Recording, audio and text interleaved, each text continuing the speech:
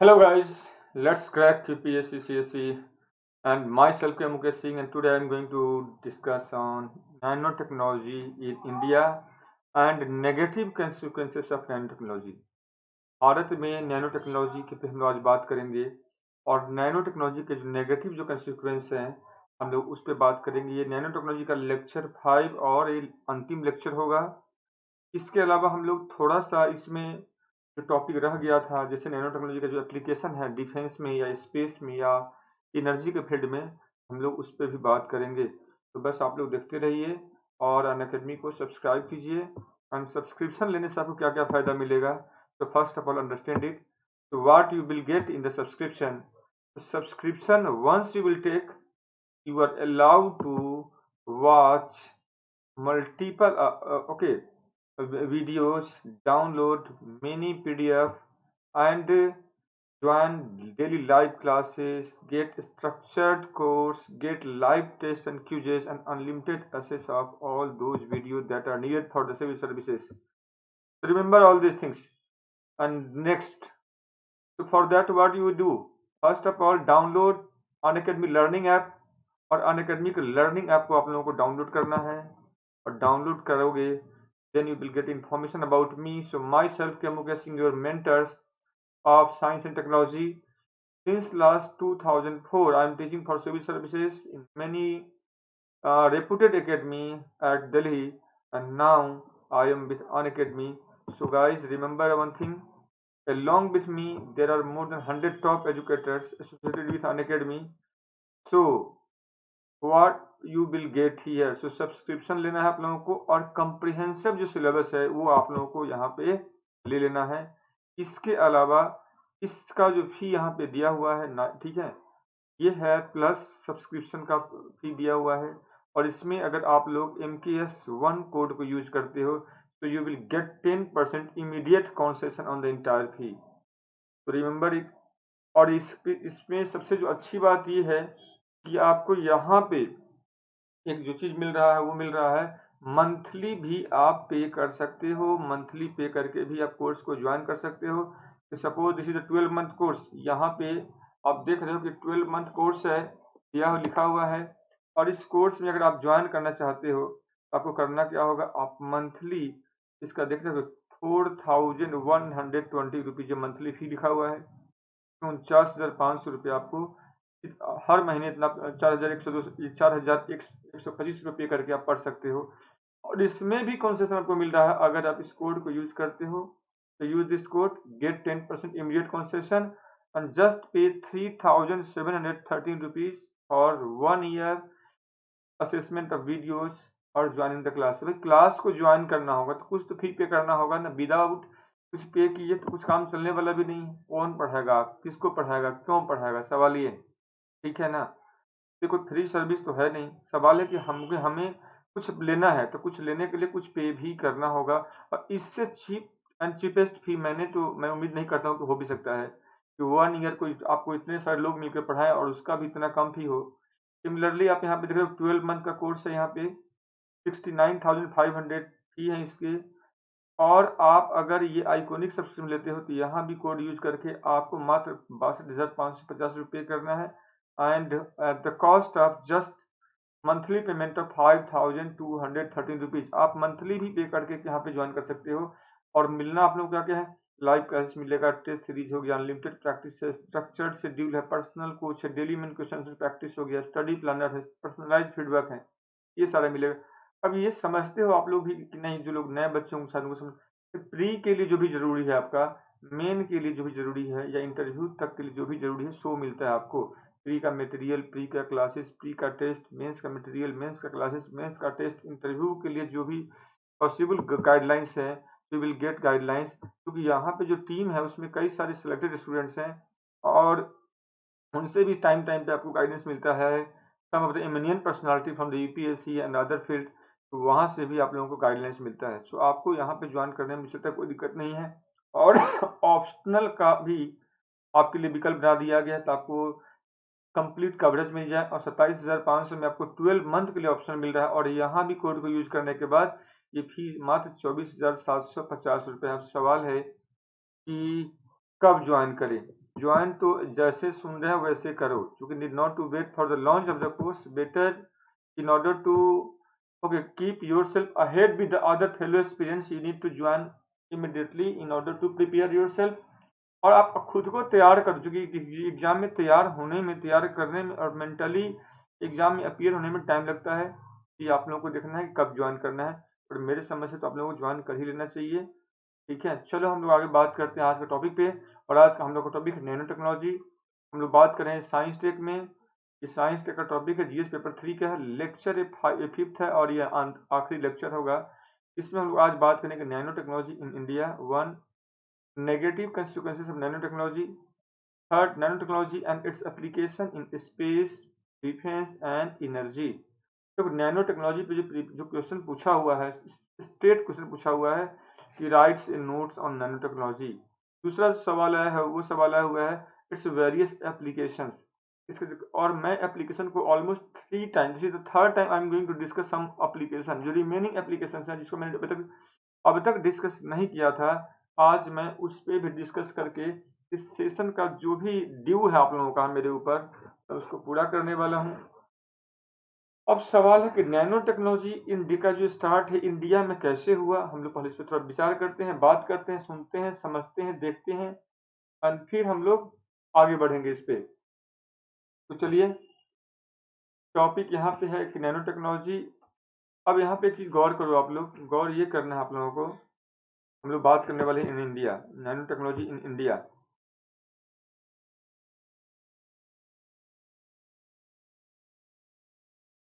Nano technology in India.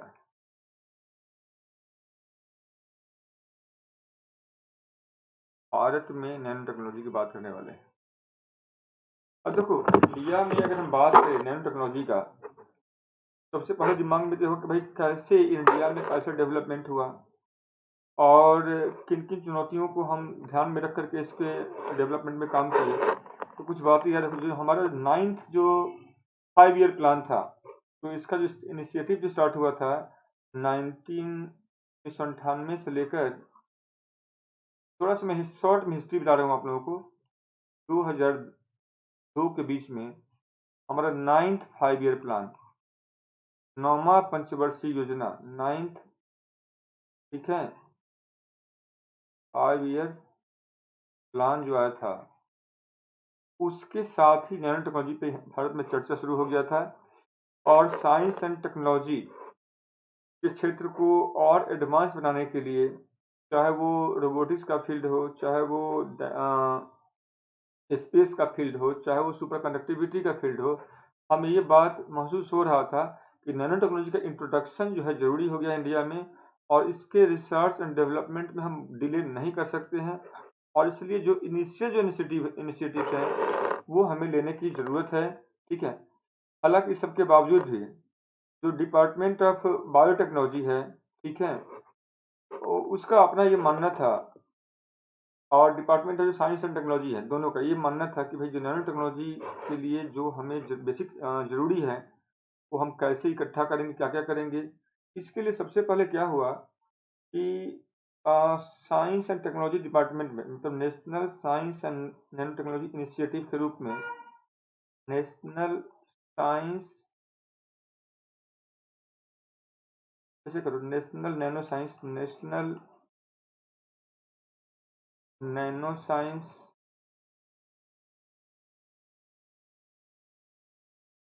And nano technology, nano technology. तो थोड़ा सा आप लोगों को ये हिस्टोरिकल बैकग्राउंड है, थोड़ा सा पेशेंस रखना होगा। इनिशिएटिव के रूप में, ठीक है, 2001 में इसको स्टार्ट किया गया। ठीक है, इंडिया में नैनो टेक्नोलॉजी के क्षेत्र में नेशनल नैनो साइंस और नैनो टेक्नोलॉजी इनिशिएटिव के रूप में 2001 में मेनली स्टेप लिया गया।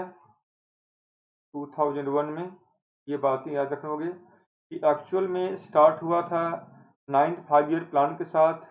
Department of science and technology ने इस क्षेत्र में काम करने का योजना बना रहा था।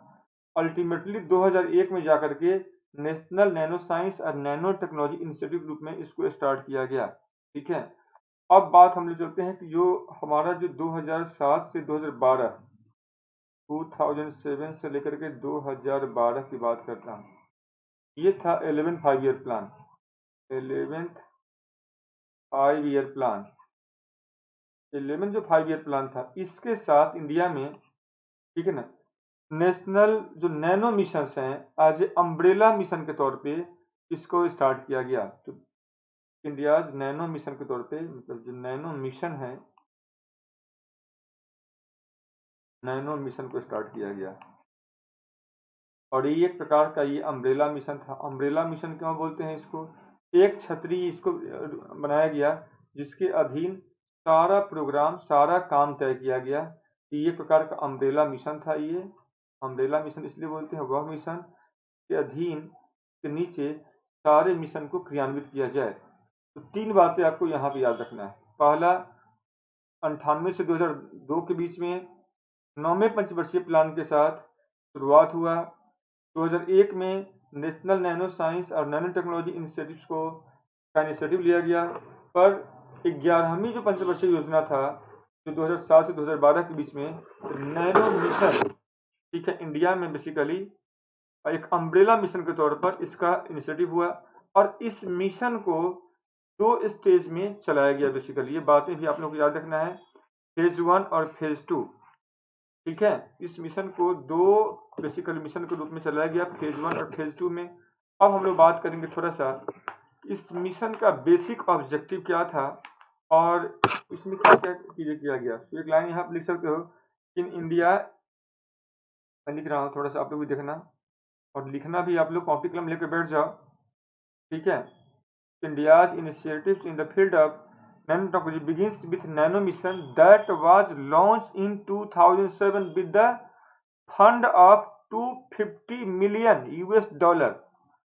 ठीक है, जो नैनो मिशन है कब स्टार्ट हुआ? 2007 में। ठीक है, 2007 में इसको लॉन्च किया गया नैनो मिशन को एज ए अम्ब्रेला मिशन। और इस मिशन में जो फंड था, वो फंड था almost 250 United state, 250 million $250 $250 million ये इसमें एक्सपेंड किया गया। अब इस फंडिंग का यूज क्या किया जाना था? इस फंडिंग का जो यूज था वो इन कार्यों को लेके जाता है। नंबर 1 कि हमें सबसे पहले है कि हम रिसर्च एंड डेवलपमेंट, जो बेसिक रिसर्च एंड डेवलपमेंट है, हम उसमें इस फंड को खर्च करेंगे। तो पर्पस था इस फंडिंग का to expand this fund in basic research and development. ये बात याद रखना, सबसे मेन काम है रिसर्च एंड डेवलपमेंट का। तो बेसिक रिसर्च एंड डेवलपमेंट में इस फंड को खर्च किया जाना था। एक बात आप ये याद रखिए। बेसिक रिसर्च डेवलपमेंट का मतलब हुआ कि चूंकि हमारे यहाँ अब तक हमने कुछ भी शोध कार्यक्रम शुरू नहीं किया था, कुछ भी विकसित नहीं किया था, अभी हम सिर्फ कॉपी कलम पे ही बैठे हुए थे। अब हमने थोड़ा सा गवर्नमेंट ने फंड दिया ताकि हम जो बुनियादी जो अनुसंधान है, बुनियादी जो विकास कार्यक्रम है, उस पे हम लोग इस पैसे को खर्च करेंगे। दूसरा, हमें ह्यूमन रिसोर्स को भी डेवलप करना था। तो हमने दूसरा जो इनिशिएटिव लिया था इसी फंड के तहत, इस फंड को कहाँ खर्चा करेंगे? तो ह्यूमन रिसोर्स को डेवलप करने में खर्च करेंगे। ह्यूमन रिसोर्स को डेवलप करने में खर्च करना था। तीसरा, हमें इस फंड को कहाँ खर्च करना था? हमें इस फंड को खर्च करना था इंफ्रास्ट्रक्चर के डेवलपमेंट में। ये बातें आप लोगों को याद रखना चाहिए, इंफ्रास्ट्रक्चर डेवलपमेंट में इस फंड को खर्च करना था। चौथा, हमें इस फंड को खर्च करना था इंटरनेशनल जो कोलेबोरेशंस हैं, इंटरनेशनल कोलेबोरेशन को एस्टेब्लिश करना था। इंटरनेशनल कोलेबोरेशन को ये एस्टेब्लिश भी करना था। उसके बाद होता है यहाँ पे पांचवा, इस फंड को हम लोग कहाँ पे खर्च करते हैं? तो था development of nano device for various applications. तो डेवलपमेंट ऑफ नैनो डिवाइस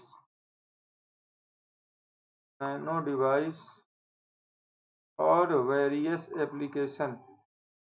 ठीक है, और छठा, इस फंड को जो खर्च करना था वो था इंडिया का जितने भी प्रीमियर इंस्टीट्यूट्स हैं जो नैनो टेक्नोलॉजी के क्षेत्र में काम कर रहे हैं उन पे हमें खर्च करना था। और वो कौन कौन सा संस्था है, इस संस्था का नाम आप लोगों को आना चाहिए एटलीस्ट, क्योंकि अब जब तक हम संस्था का नाम नहीं समझेंगे तब तक हमें नहीं जाएगा। इंडिया में आपको पता होगा, अगर कोई संस्था है जो मूल रूप से रिसर्च या डेवलपमेंट के कार्यक्रम में अपना भूमिका अदा करता है, मेन संस्था कौन कौन सा है, संस्था का नाम याद रखना, वो संस्था है डीआरडीओ।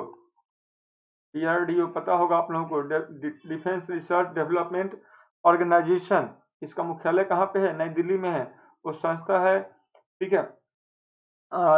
CSIR, वो संस्था है। DBT, department of biotechnology, DBT department of biotechnology, वो संस्था है। Indian institute of science, Indian institute of science Bangalore, वो संस्था है। Indian institute of IIT Mumbai, IIT Mumbai, वो संस्था है। के बाद कहें तो even department of information and communication technology of India, ठीक है, जो डाइटी है, ये वो संस्था है कि department of information and communication technology of India. तो ये वो प्रीमियर संस्था है जिसमें हमें फंड करना था, जिसमें हमें स्कॉलर पे, रिसर्च पे, डिवाइस को डेवलप करने पे हमें खर्च करना था। तो एटलीस्ट ये हमें इतना बात आना चाहिए, मेन संस्था ये सारे हैं। अब क्वेश्चन बनता है यहाँ पे है कि हम इस मिशन का उपलब्धि क्या रहा था, क्योंकि इस मिशन को मैं एक चीज और बता दूं आप लोगों को, इस मिशन को 2 फेज में चलाया गया। फेज 1 जिसको स्टार्ट किया गया था 2007 में, और फेज 2 जिसको स्टार्ट किया गया मार्च 2014 में, ठीक है, जो फेज 1 का ही एक एक्सटेंशन था। इसके बाद अगर कुछ आप लोग इसमें लिखते हो, इस पॉइंट जरूर ऐड कर देना, ठीक है। This mission was started in 2 phase, this mission was started in 2 phase, started या रन इन 2 फेज कर सकते हो, स्टार्टेड नहीं, रन इन टू फेज। और वो 2 फेज कौन था, फेज 1 था ये, तो नैनो मिशन का जो फेज 1 है इसको स्टार्ट किया गया था, लॉन्च किया गया था 2007 में। और जो फेज 2 आया था इसको स्टार्ट किया गया था फेज 2 को मार्च 2014 में। ये बातें हम लोगों को इतना याद रखना है पहले। अब क्वेश्चन है कि फेज 2 क्या है, फेज 1 का ही एक्सटेंशन था, तो फेज 1 का उपलब्धि क्या था, उसके ड्रॉबैक क्या रहे थे, थोड़ा सा उस पर हम लोग देखते हैं, फिर फेज 2 पे बात करेंगे। तो हम लोग चलते थोड़ा सा फेज 1 की तरफ। भाई फेज 1 का जो उपलब्धि था, जो फेज 1 है इसमें भी कई सारे काम हुए थे। इसमें जो फेज 1 का जो सक्सेस रहा था, सबसे बड़ा जो अचीवमेंट रहा था वो ये था कि हमने ऑलमोस्ट 23,000 तक जो पेपर्स हैं और नैनो साइंस पे हमने उसको पब्लिश किया। और इंडिया का जो रैंक था वो दुनिया में तीसरे स्थान पे था in terms of publication of papers, जो नैनो पे बेस्ड था, नैनो साइंस पे, नैनो रिसर्च पे बेस्ड था। लेकिन इसका जो सबसे बड़ा ड्रॉबैक ये हुआ कि out of total publish paper only 16 paper from India appeared in the top 1%, ठीक है, ऑफ द वर्ल्ड। जितना भी हमने पेपर पब्लिश किया उसमें से केवल 16 पेपर को ही दुनिया में 1% जो एडवांस रिसर्च है, जो उपयोगी रिसर्च है, उसके बराबरी का, उसके माना गया, शेष को नहीं माना गया। मतलब 23,000 पेपर में से एक। दूसरा, जब हमने पेटेंट के लिए अप्लाई किया यूएस ऑफिस में, जब हमने पेटेंट के लिए यूएस ऑफिस में अप्लाई किया, तो हमारा जो कंट्रीब्यूशन था वो था only 0.2% of total applied patent. Total जो दुनिया भर के लोग जो अप्लाई किया था उसके कंपेयर में मेरा जो एप्लीकेशन था मात्र था 0.2%। और ये कहीं ना कहीं बड़ा सा ड्रॉबैक था फेज 1 का। मतलब क्या हुआ कि हम क्वालिटी रिसर्च पे हमने काम नहीं किया। मतलब क्या, हमने जिन जिन आधार पे हमने पेटेंट के लिए क्लेम किया था वो आधार वो जेन्युइन नहीं जम रहा था, और ये इसके ड्रॉबैक रहे थे। और इसका सबसे बड़ा कारण ये है कि आउट ऑफ, अगर हम यूनिवर्सिटी देखते हैं, ये जो प्राइवेट ऑर्गेनाइजेशंस हैं, ये न्यूट्रल ऑर्गेनाइजेशन के रूप में काम करता है। गवर्नमेंट का जो फंडिंग था वो इनफ नहीं था। मिशन जिस हिसाब से स्टार्ट हुआ था, इनिशियली लोगों ने जिस हिसाब से काम किया था, और इसके इतने बड़े संभावना को समझने का बावजूद भी लोग इसको बहुत ज़्यादा सीरियस नहीं लिए। रिसर्च फील्ड में भी स्कॉलर्स भी, जबकि आपको पता होगा कि ऑलमोस्ट भारत में प्रति साल 10,000 से ज़्यादा पीएचडी स्टूडेंट्स यूनिवर्सिटियों से निकलता है। उसमें से अगर आप नैनो टेक्नोलॉजी से पीएचडी या कोई अवार्ड प्राप्त करने वाले अगर स्कॉलर्स हैं, तो उनका संख्या अगर देखोगे तो मात्र हार्डली 150 है। कि ये एक चिंता का बात था। ठीक है, तब जा करके centre for excellence in nano electronics, ठीक है, का जो अकाउंटेबिलिटी है वो दिया, हैंड ओवर किया गया Indian institute of science Bangalore को और Indian institute of technology IIT Mumbai को। अब इन दोनों ने ज्वाइंट वेंचर के रूप में काम करना शुरू किया ताकि इंडिया में नैनो टेक्नोलॉजी को हम उठा सके। और इस क्रम में, ठीक है, और वही मैं कह रहा हूँ कि सेंटर फॉर फेज वन का जो ड्रॉबैक था उसके कारण क्या हुआ, हमें फिर सोचने की जरूरत थी। और centre for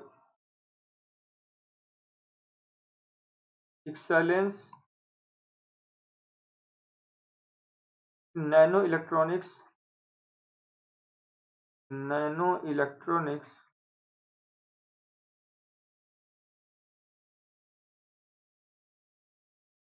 was established was jointly operationalized कर दो, jointly operationalized by IIT Mumbai और Bombay and Indian institute of science IISc Bangalore, Indian institute of science Bangalore, इसके द्वारा स्टार्ट किया गया। और इसका उद्देश्य क्या था? इसका उद्देश्य था to art and craft to art and craft international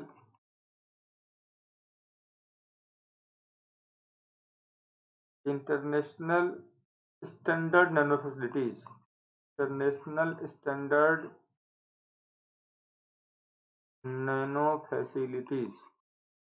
हम अंतर्राष्ट्रीय स्तर के नैनो डिवाइस को, नैनो उपकरण को या नैनो फैसिलिटीज को हम लोग डेवलप करेंगे। ये हमारा ऑब्जेक्टिव ऑफ चेंज होता हुआ यहाँ पे दिख रहा है। दूसरा, ठीक है, टू एसिलरेट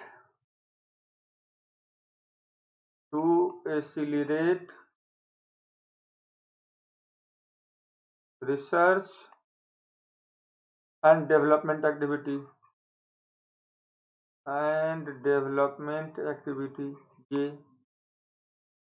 ये तो पहले से भी था ही भाई, चाहते तो हम भी थे। ठीक है, तीसरा, to develop advance training and research, to develop advance training and research. और चौथा, to build and demonstrate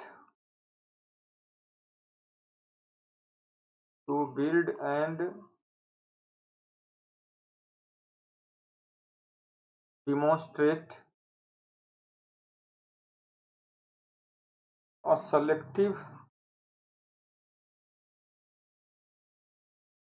device prototype of international standard. तो ये इसका हमारा ऑब्जेक्टिव जो था, ठीक है, वो बदल गया और हम इस दिशा में फिर से काम करने लगे और क्वालिटी रिसर्च करें। और इसका जो सबसे बड़ा सफलता ये रहा, ये इस लिहाज से सक्सेसफुल रहा, का सक्सेस हिस्ट्री ये रहा कि टिल डेट अगर हम बात करें तो around 3000 man power has been train, 3000 से ज़्यादा मैन पावर को हमने ट्रेन किया है, मैन पावर को ट्रेन किया है इसमें। टिल डेट की मैं बात कर रहा हूँ, TRAIN ट्रेंड। दूसरा इसका सक्सेस इससे मेजर कर सकते हो कि हमने 20 पेटेंट को फाइल किया है, 20 पेटेंट को हमने फाइल किया है अब। तीसरा almost 150 PhD thesis, 150 PhD thesis उसको हमने सपोर्ट किया है, और 250 रिसर्च पेपर हमने पब्लिश किया है, रिसर्च पेपर को हमने पब्लिश किया है। ये इसका बड़ा सा सक्सेसफुल बनाता है। कहते अंडर दिस प्रोजेक्ट, इसी प्रोजेक्ट अंडर में, इसी इसका सक्सेस का अंदाजा इसे भी लग सकता है। Under this project, under this project NEMS, the nano electromechanical system, nano electromechanical system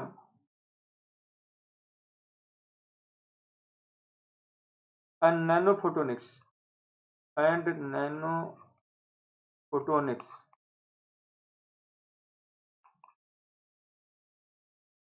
इसको हमने सेटअप किया है, इसको सेटअप किया है, ठीक है।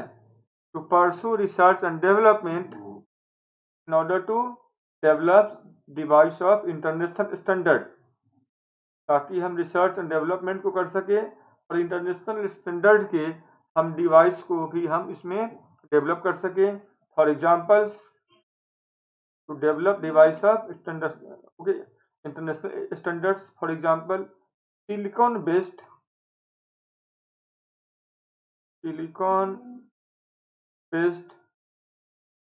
बायोमोलिकुलर डिटेक्शन,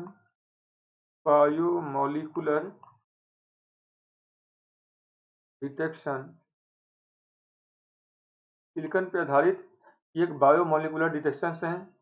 इसको हम बोलते हैं such as silicon nitride sensor, for example silicon nitride sensor को डेवलप किया। दूसरा gallium arsenide based nano photonic component, based nano photonic component, इसको हमने डेवलप किया है। तो ये तमाम बातें हम लोग को यहाँ पे याद रखना है। इसके अलावा भी इसका जो सक्सेस है उसका हम अंदाजा इससे भी लगा सकते हैं कि ये कंपनी है जिसका नाम सुना होगा आप लोगों ने, पाथ शोध, ठीक है। ये कंपनी है, इसका नाम है पाथ शोध प्राइवेट लिमिटेड। इसने अभी इंट्रोड्यूस किया है, इस कंपनी ने इंट्रोड्यूस किया है एक मल्टीपल बायोमार्कर डिवाइस को, मल्टीपल बायोमार्कर डिवाइस MBD, ठीक है, to measure diabetes, kidney, liver and anaemia related disorders, ठीक है। डायबिटीज याद रखना, diabetes, kidney, anaemia and liver related disorders को मेजर करने के लिए। एक ऐसा ही और आप प्रोडक्ट है, आपने नाम सुना होगा अनुपात, ये प्रोडक्ट का नाम है ये। इसको एक और कंपनी है जिसने इसको डेवलप किया टू टेस्ट कोविड-19, टू टेस्ट कोविड-19, कोरोना है, ठीक है, इसको टेस्ट करने के लिए। और ये है क्या, बेसिकली अनुपात, ये एक डिस्पोजेबल टेस्ट स्ट्रिप है। ये जो अनुपात है ये डिस्पोजेबल एक स्ट्रिप है, टेस्ट स्ट्रिप है, जो एंटीबॉडी IgG या IgM है, ठीक है ना। मैं लिख दे रहा हूँ, और disposable disposable test strip that diagnose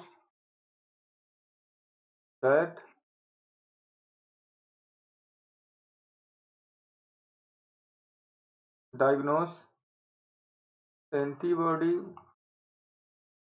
such as IgG and IgM। ठीक है, IgG और IgM को टेस्ट करेगा और वो जो टेस्ट होगा उसमें हम लोग क्या करेंगे, जो अंगुली है उसको में वहाँ पे चुभो देंगे और वहाँ से जो ब्लड आएगा उस ब्लड से हम टेस्ट, उस सैंपल से हम टेस्ट करेंगे, कम समय में करेंगे और इस प्रकार से कोविड-19 का जो टेस्ट होगा वो आसान हो जाएगा। एक ऐसा ही और डिवाइस डेवलप किया गया है, उसका नाम है मोबाइल या पोर्टेबल पीसीआर, मोबाइल या इसी को बोलते हो portable PCR polymerase chain reaction system. ये जो मोबाइल या पोर्टेबल पीसीआर जो सिस्टम है, इस सिस्टम से हम लोग क्या इसे, ठीक ना, it help in detecting to detect और detection of malaria and similar other blood diseases and similar other blood related test। इस तरह से हम लोग इसका भी यूज कर सकेंगे। ठीक है, इसके अलावा एक और mobile portable molecular diagnostic lab बनाया गया है, मोबाइल पोर्टेबल, बात एक ही हो गया, ये मॉलिक्यूलर डायग्नोस्टिक लैब, मॉलिक्यूलर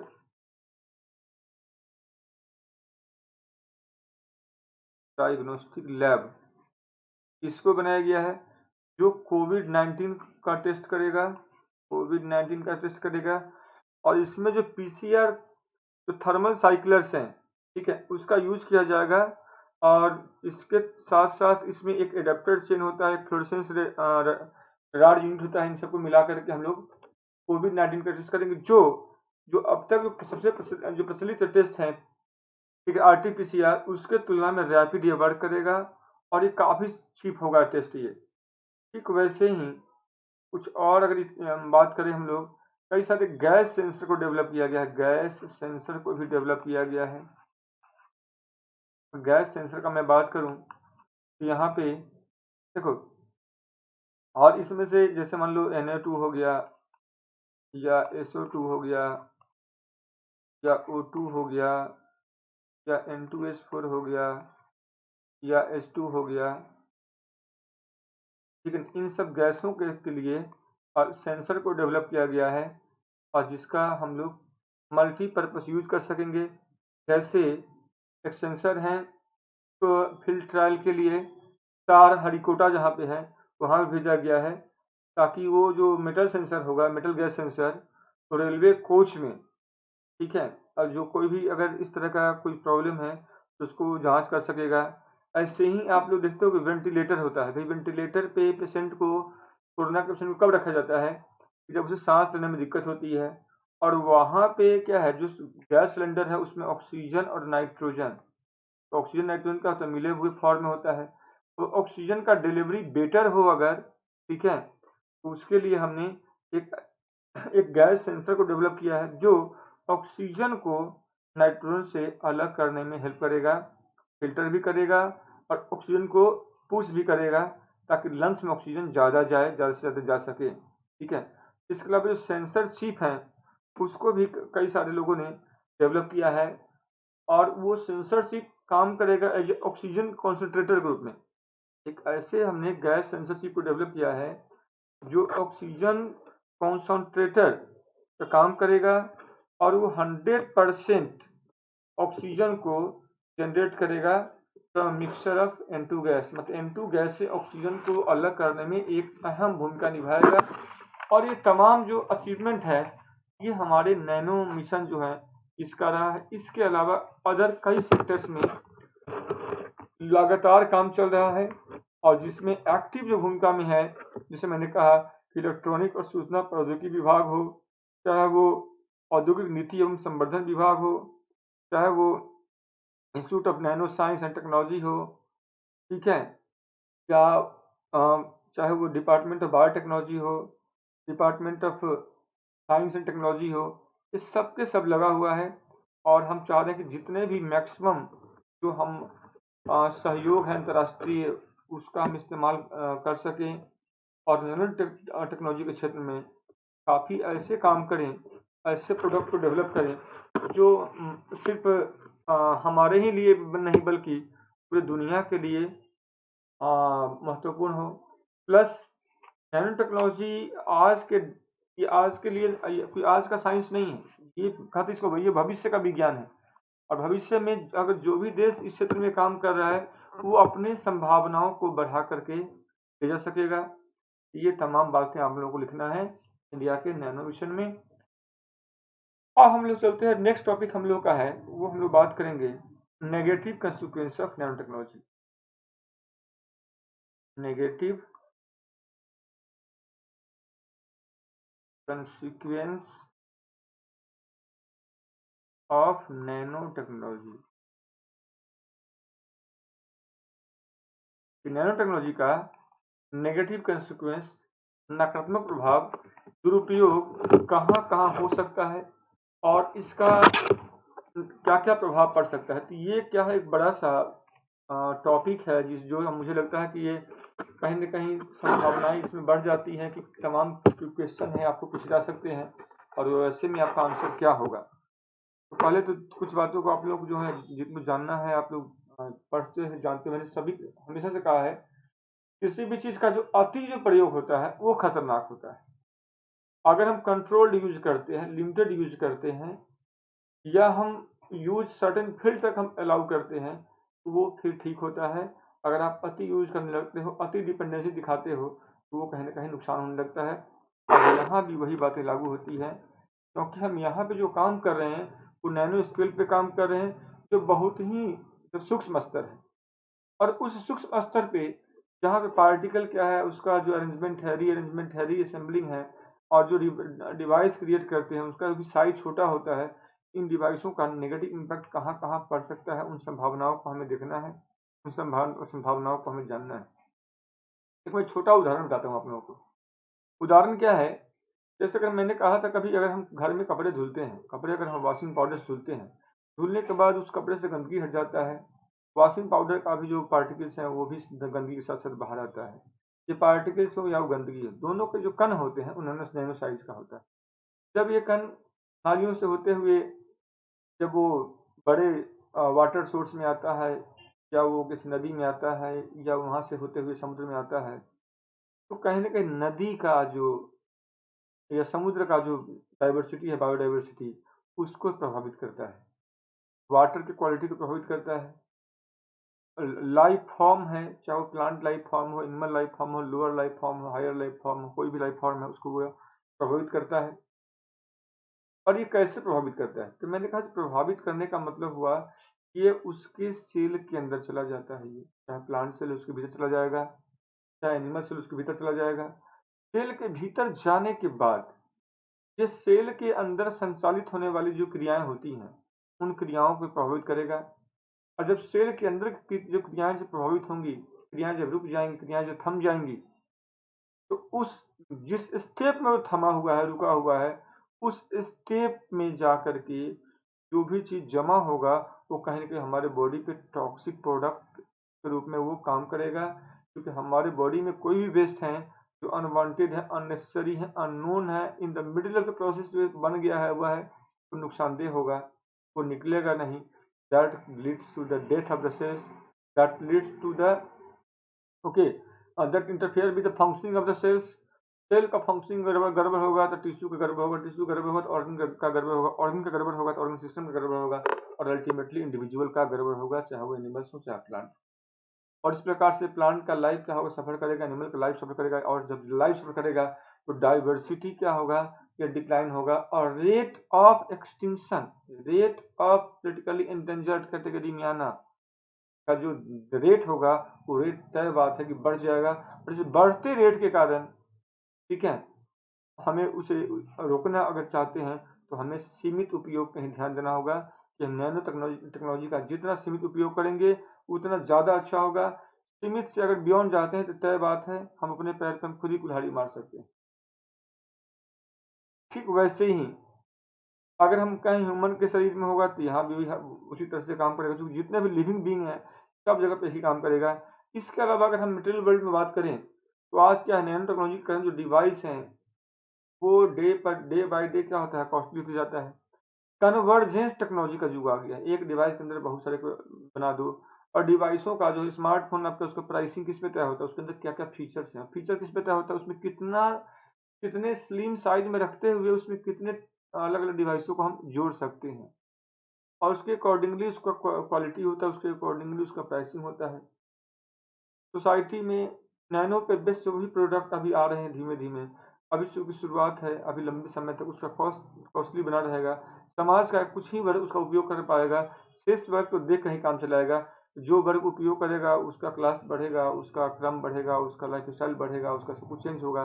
जो अभी उससे खरीदने से महरूम होगा, समाज के बीच में खाइयों को बांटने का काम करेगा। ये एक वर्ग है जो भोग कर सकेगा, दूसरा भोग, ठीक है, दूसरा जो वर्ग होगा वो न भोक्ता होगा, बल्कि वो क्या होगा, उसके नेगेटिव कंसिक्वेंस होंगे, उसे वो उससे जूझना पड़ेगा।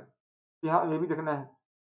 तीसरा है, जहाँ पे भारत क्या है, एक डेवलपिंग नेशन है, इंडिया एक डेवलपिंग नेशन है, और जहाँ पे हमें स्किल्ड मैन पावर हमें खोजने में काफ़ी दिक्कतें होती हैं, उसके लिए हमें संघर्ष करना पड़ता है, ठीक है। और जब चीज़ें कॉस्टली होंगी, जब चीज़ें कॉम्प्लेक्स होंगी, जब चीज़ें बियॉन्ड द पॉकेट होगा, तो तय बात है जो संभावनाएं हैं जो मैंने स्किल को डेवलप करने का, वो कहीं ना कहीं घटेगा, वो कहीं ना कहीं प्रभावित होगा। ठीक वैसे ही का लंबा लॉन्ग टर्म इम्पैक्ट ये पड़ेगा कि जो देखिए देश देश डेवलप हैं वो और डेवलप होता जाएगा, जो जो अंडर डेवलपिंग है वो और अंडर डेवलप वो होगा। तो सोसाइटी बढ़ रहा है, देश बढ़ रहा है, लोग बढ़ रहे हैं, सरकारें बढ़ जाएंगी, और अंतर्राष्ट्रीय स्तर पर जो पहचान हमारा है वो भी बढ़। इसलिए ज़रूरी क्या है कि हम नैनो टेक्नोलॉजी के क्षेत्र में कंधा से कंधा मिला के चलें, वर्ल्ड कंपटीशन को देखते हुए चलें, और कभी रुके नहीं, चलते रहें। इसकी जो भी फंडिंग है वो गवर्नमेंट का काम है, उसको अरेंज करें। प्राइवेट से जो सेक्टर्स हैं जो जो कैपेबल हैं, उनका काम है कि इसको में इन्वेस्ट करें, इसको प्रमोट करें, लोगों को सपोर्ट करें, रिसर्च को सपोर्ट करें, रिसर्चर को सपोर्ट करें, ताकि क्लास जो है नैनो प्रोडक्ट मार्केट में आ सके, डिवाइस आ सके, लोगों तक पहुंच सके, और लोगों को उसका फायदा मिल सके। ये तमाम बातें हैं जो यहाँ पे होनी चाहिए, और ये सारी बातें आप लोग यहाँ पे लिख सकते हो कि भाई नैनो टेक्नोलॉजी का नेगेटिव कंसिक्वेंस क्या हो सकता है और क्या संभावनाएं हैं। इन संभावनाओं को हम रोक नहीं सकते हैं, रोकेंगे तो हमें ही समस्या होगा, चूँकि आने वाले समय में जो चैलेंजेस हैं सभी सेक्टरों से हमें हमारी तरफ बढ़ता हुआ आ रहा है, और उसमें हमें अगर कोई निकाल सकता है भविष्य में तो ये है नैनो पार्टिकल्स, ये है नैनो पेंट, ये है नैनो डिवाइस, ये है नैनो आइटम्स, ये है नैनो असेंबलर्स, ये है नैनो ये गुड्स एंड नैनो जो भी डिवाइसेस होता है वो सब। इसलिए भी हमको नैनो के क्षेत्र में हमें काम पूरे ये हार्ड डिसीजन के साथ हमें करना चाहिए, ठीक है।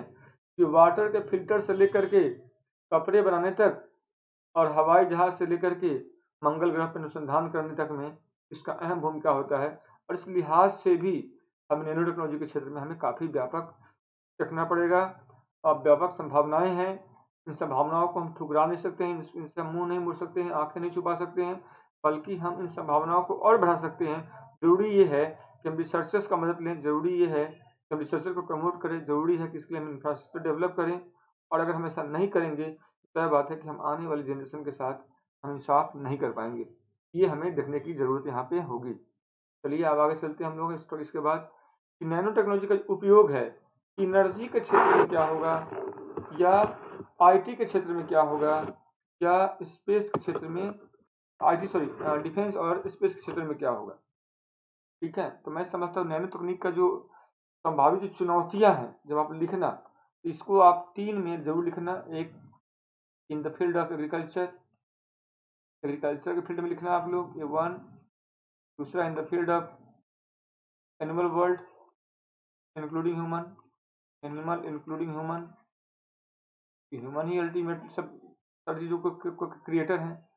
और थर्ड, आप लोग यहाँ पे लिखना सोशल इम्पैक्ट, जैसे क्या पड़ेगा, सोशल इम्पैक्ट, तो ये एटलीस्ट इन तीनों पे आप लोग लिखो, ठीक है। चल अब हम चलते हम लोग नैनो टेक्नोलॉजी का हम लोग बात करेंगे कि role of nano technology in defence and space. Role of nano technology in defence, one, space two, third energy. जहाँ तक बात है डिफेंस का और स्पेस का, थोड़ा सा मिलता जुलता है, इसलिए मैंने उसको साथ लिया था। तो डिफेंस में आप सबसे पहले देख लो, सैटेलाइट का, सॉरी, मिसाइल्स हैं, टैंक हैं, रडार हो गया, सोनार हो गया, आपके जितने भी कॉम्बैटिंग एयरक्राफ्ट हैं, ट्रांसपोर्टेशन व्हीकल्स हैं, उसका जो कॉकपिट है, उसका जो डिज़ाइन है, उसका जो इंटरनल कंबशन टैंक है, उसका जो डिज़ाइन है, फ्यूल का जो फैब्रिकेशंस हैं, इन सबको हम लोगों को नैनो पे बेस्ड करने से क्वालिटी क्या होगा, कई गुना बढ़ जाएगा, मजबूती कई गुना बढ़ जाएगा, और रफ्तार उसका कई गुना इससे बढ़ जाएगा, जिससे क्या होगा, वो एक लंबा डिस्टेंस को कवर कर सकेगा। अगर हम बात करें यहाँ पे स्पेस के क्षेत्र में, स्पेस के क्षेत्र में हम लोग आज मंगल ग्रह पे जा रहे हैं, हम पृथ्वी के अलावा संभावित जो भी ग्रह हैं वहाँ भी जा रहे हैं, और वैसे भी हमें ऐसे डिवाइस की ज़रूरत है जो साइज में छोटा हो, लाइट वेट हो, ड्यूरेबल हो, आर्टिफिशियल इंटेलिजेंस से युक्त हो, और वो अनस्ट्रक्चर्ड, अननोन, ठीक है, सरफेस पे जा करके भी बिल्कुल मानव के जैसा अपना उपस्थिति दर्ज करा सके, वहाँ पे अपने आप को एडप्ट कर सके, और वहाँ के इन्वायरमेंट में अगर पॉसिबल हो तो वो ऑन साइट एक्सपेरिमेंट को कैरी कर सके, ये हमें देखने की ज़रूरत होती है। और इसलिए भी हमें नैनो टेक्नोलॉजी के लिए को मैक्सिमम उपयोग करने का होता है कि हम ऐसे रोबोट्स को डेवलप करें, ऐसे हम लोग शटल को डेवलप करें, उसमें तमाम सेंसर लगा हुआ हो, तमाम ठीक है, और उसका उपयोगिता कई गुना बढ़ सके। ठीक वैसे ही अगर एनर्जी के क्षेत्र में बात करते हैं, हमने कहा था कि भाई सिलिकॉन का व्यापक उपयोग हम लोग कर रहे हैं, और सिलिकॉन बेस्ड जब हम फोटो वोल्टेइक सेल को हम डेवलप करते हैं, या हम लोग सोलर प्लेट को डेवलप करते हैं, सोलर प्लेट से हमें क्या चाहिए, मैक्सिमम से मैक्सिमम सनलाइट को केमिकल एनर्जी में को कन्वर्ट करें, और इसके लिए हम लोग नैनो टेक्नोलॉजी का उपयोग करके क्लीन एनर्जी के सोर्स के रूप में हम लोग इसका लाभ उठा सकते हैं। इसके अलावा जो नैनो पार्टिकल्स हैं, ठीक है, नैनो पार्टिकल्स का एक अपना खास क्षमता होता है कि अगर इससे बेस्ड अगर फैब्रिकेशन करते हो उसके टैंक का, उसके इंजन, किसी भी व्हीकल का इंजन का, तो हमने कहा था कि इंजन का जो दहन में फ्यूल का जो दहन होगा वो बेहतर दहन होगा, तो उससे फ्यूल का अगर दहन बेहतर होगा तो माइलेज बढ़ जाएगा, प्लस में प्रदूषण का जो उत्पादन है वो कम होगा, तो पोल्यूटेंट कम बनेगा, तो वाहनों को धोने की समस्या कम होगी, वाहनों के खराब होने की समस्या कम होगी, वाहनों का लाइफ बढ़ जाएगा, बनाने का जो मैन्युफैक्चरिंग जो कॉस्ट है कहीं ना कहीं वो भी अब काम धीमे धीमे हो जाएगा। ये तमाम यूज हैं, यहाँ पे आप लिख सकते हो। आज अगर हमारा कोई दोस्त दुश्मन है, उन दुश्मनों को हम चाहते हैं ट्रैक करना, हमें ट्रैक करने के लिए हमें अपने रडार में ऐसे सेंसर को लगाना पड़ेगा उसको प्रॉपर डिस्टेंटली उसको ट्रैक कर सकें। हमें अपने वेपन्स को इस प्रकार से सेंसर लगाना पड़ेगा जो उसको खोजे और उसको मार गिराए, मतलब फायर एंड फॉरगेट को और मजबूत करना पड़ेगा। इसके अलावा अगर उस दुश्मन की तरफ से हमारी तरफ गोली चलता है तो हमारे पास बुलेट प्रूफ जैकेट हो जो केवलार बेस्ड होना चाहिए, जिसका हेलमेट का जैकेट का फैब्रिकेशन या फाइबर्स तो नैनो बेस्ड होना चाहिए, ठीक है, ताकि बैलिस्टिक प्रहार को भी रोक सकें। जैसे हमारा टैंक हो गया, हमारा कोई डिस्ट्रॉयर है, या कोई हमारा शिप्स हैं, ठीक है, तो वो शिप में कैपेबिलिटीज हो कि दुश्मन अगर हमारी तरफ अटैक करता है तो हम उससे अटैक को हम रजिस्ट कर सकें, और हम अपने वेपन को इस हिसाब से डेवलप करें कि हम उसके अभेद्य चीज़ों को भी हम भेज सकें। तो ये सारा संभावनाओं से भरा हुआ है। एक बात कहा जाता है कि आने वाले समय में रोबोट के हाथ होगा, रोबोट का कंधा होगा, और नैनो उसमें बुलेट होगा, और जब नैनो बुलेट गुजरेगा किसी व्यक्ति से तो तय बात है जो बुलेट आदमी को मारेगा नहीं बल्कि उसे छलनी छलनी कर देगा। उस बुलेट का साइज छोटा होगा और बुलेट का जो एबिलिटी होगा, जो मूवमेंट होगा, वो इतना फास्ट होगा, जिस अंग से गुजरेगा उस अंग को काट करके जमीन पे गिरा देगा। ये इतना खतरनाक हो सकता है, ठीक है। और इससे जो जिसको भी इसके नैनो बुलेट से प्रहार किया जाएगा, तो बचने की संभावना बहुत हद तक क्या होगा, मतलब कम हो जाएगा, क्योंकि ये कई सारे अ, तो नेक्स्ट आप लोग इस पे आप लोग नोट्स लिख सकते हो। मुझे लगता है कि ये टॉपिक आज मैं यहीं पे समाप्त कर रहा हूँ। उसके बाद हम लोग नए टॉपिक को स्टार्ट करेंगे और नए नए टॉपिक में देखेंगे कि भाई क्या क्या संभावना बनता है वहाँ पे। तो अभी हम लोग को बात करना है आईटी पे, बायोटेक्नोलॉजी पे। फिर उसके बाद हम लोग बात करेंगे ऑन सुपर कंडक्टिविटी पे, फिर हम लोग बात करेंगे लेजर पे, फिर हम लोग बात करेंगे स्पेस टेक्नोलॉजी पे। तमाम पे हम लोग बात करेंगे। और मैं समझता हूँ कि आप लोग अगर ये पाँचवा जो क्लास है, पाँचों क्लास को अगर आप देख लो ओवरऑल प्रॉपरली, फर्स्ट क्लास है, फर्स्ट और जो भी क्लास देखना आप लोग सीक्वेंस में देखते जाओ। पहले पहला देखो, फिर दूसरा देखो, फिर तीसरा देखो, फिर चौथा देखो, फिर पाँचवा देखो। तो आपको एक लमसम एक आइडिया लग जाएगा कि हाँ, आपकी जो तैयारी है इस टॉपिक को लेकर के वो लमसम पर्याप्त हो चुका है। और इससे बाहर अब मुझे लगता है क्वेश्चन नहीं आएगा आप लोगों को। सिर्फ करना ही होगा, उसको बार बार आपको पढ़ना होगा अगर एक बार में समझ में नहीं आती है तो। और जो पढ़ेंगे धीमे धीमे उनको समझ में आने ही लगेंगी। तब तक के लिए सब लोगों को thank you. And one more thing, not to forget about to subscribe, like, share. ठीक है, शेयर भी करना है, सब्सक्राइब भी करना है, लाइक भी करना है। और इस क्लास को हम लोग कंटिन्यू रखेंगे और फिर हम लोग मिलते हैं ब्रेक के बाद, ठीक है ना। इसके बाद 6 बजे से एंथ्रोपोलॉजी ऑप्शन का भी क्लास चल रहा है, वहाँ भी आप लोग देख सकते हो जिनका ऑप्शन एंथ्रोपोलॉजी हो। इसके अलावा अनअकैडमी का जो स्पेशल जो क्लास होता है उस क्लास में भी आप लोग चाहो तो ज्वाइन कर सकते हो। और अनअकैडमी ज्वाइन करके 10% जो डिस्काउंट है वो लोग ले करके आप अनअकैडमी को प्रॉपरली ज्वाइन करने का प्लान बनाइए। एग्जाम बड़ी एग्जाम है, लंबी एग्जाम है, लंबे रेस का आप लोग को तैयारी का प्लान करके चलना है। तो प्लानिंग तो जरूर बना के चलिए, बिना प्लानिंग सिलेक्शन नहीं मिलेगा। पढ़ना बहुत मैटर नहीं करता है, ठीक है। इन शॉर्ट, सारे बच्चे पढ़ें, अपने हिसाब से पढ़ें, अपनी योग्यता क्षमता के हिसाब से पढ़ें। शुरुआत में जो जानकारी है उतनी ही इतना रखा जाए जितना हमें ले सकें, एब्जॉर्ब कर सकें। ज़्यादा जानकारी में नुकसान होता है। और बहुत सारा फैक्ट्स क्या होता है ना, आपके पास याद रहेगा नहीं वर्बली। मैं ज़्यादा फैक्ट्स पे नहीं जा रहा हूँ, अभी भी मिनिमम फैक्ट जरूर रखता हूँ, मेंटेन करता हूँ भाई मिनिमम फैक्ट्स आप लोगों को मिल सके, एक आइडिया डेवलप हो सके, क्योंकि मेन का टॉपिक है। और मेन के लिए एक आइडियोलॉजी, एक डायरेक्शन हमें पता होना चाहिए कि हम क्या उसमें ऐड करेंगे, क्या लिखेंगे, क्या काम करेंगे, कैसे नंबर लाएंगे। चलिए तब तक के लिए थैंक्स एंड बाय एवरीवन।